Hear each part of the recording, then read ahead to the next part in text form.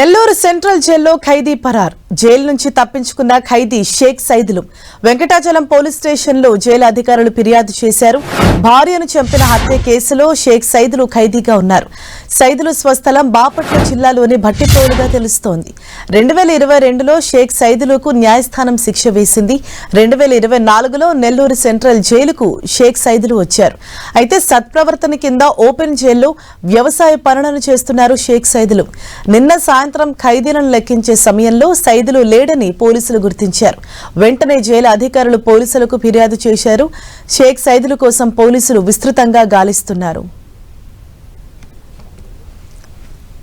మరింత సమాచారం మా ప్రతినిధి దేవ్ కుమార్ మనకు అందిస్తారు. దేవ్ కుమార్. హరీష, నెల్లూరు సెంట్రల్ జైలు నుంచి నిన్న సాయంత్రం చిన్న సైదులు అనే ఖైదీ పరారవడం జరిగింది. దీంతో అతను పరారైన విషయాన్ని గుర్తించిన పోలీసులు వెంకటాచలం పోలీస్ స్టేషన్ లో ఫిర్యాదు చేయడం జరిగింది. అదేవిధంగా అతని కోసం విస్తృతంగా గాలింపు చర్యలు అయితే కొనసాగుతా ఉన్నాయి. అంటే ఇతను భార్యను చంపిన హత్య కేసులో ఇతను ఖైదీగా ఉన్నాడు. కొన్నేళ్ల క్రితం భార్యను హత్య చేయడం జరిగింది. దీంతో అతని కోర్టు శిక్ష విధించింది. అయితే ఇది 2022లో శిక్ష విధించగా కోర్టు అప్పటి నుంచి కూడా ఆయన రాజమండ్రి సెంట్రల్ జైల్లో రెండేళ్లు అక్కడ శిక్ష అనుభవించాడు. ఆ తర్వాత అతన్ని 2024లో నెల్లూరు సెంట్రల్ జైలుకు తరలించడం జరిగింది. అయితే అక్కడ సెంట్రల్ జైల్లో ఇతను మా జైల్లో సత్ప్రవర్తన కింద ఇతన్ని ఓపెన్ జైల్లో ఉంచడం జరిగింది. అంటే సత్ప్రవర్తన ఎవరు కలిగి ఉంటారో వాళ్ళ మీద నమ్మకంతో అక్కడ ఓపెన్ జైల్లో ఉంచుతారు. దీంతో వాళ్ళు అక్కడ ఉన్న పనులు చేసుకుంటూ ఉంటూ సాయంత్రం వాళ్ళ బ్యారక్లోకి వెళ్ళిపోవడం జరుగుతుంటుంది.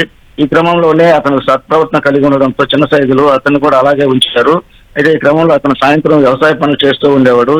ఇలా తరచూ ఇలా వ్యవసాయ పనులు చేసుకుంటున్న క్రమంలో సాయంత్రం ఎలాగో జైలు అధికారులు ఎవరో ఖైదీలందరూ కూడా లెక్కిస్తారు కాబట్టి ఈ లెక్కింపు నిన్న సాయంత్రం జరిగింది. ఈ క్రమంలోనే అతను చిన్న సైజులు అక్కడ కనిపించలేదు. దీంతో అతను పరారైనట్లుగా గుర్తించారు. దీంతో అక్కడ వెంటనే అతని కోసం విస్తృతంగా చుట్టుపక్కల ప్రాంతాలతో గాలింపు చర్యలు జరిగాయి. కానీ అతను కనిపించలేదు. దీంతో స్థానికంగా ఉన్న వెంకటాచలం పోలీస్ స్టేషన్ లో జైలు అధికారులు ఫిర్యాదు చేయడం జరిగింది.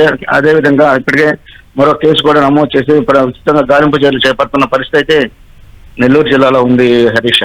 Thank you Dev Kumar.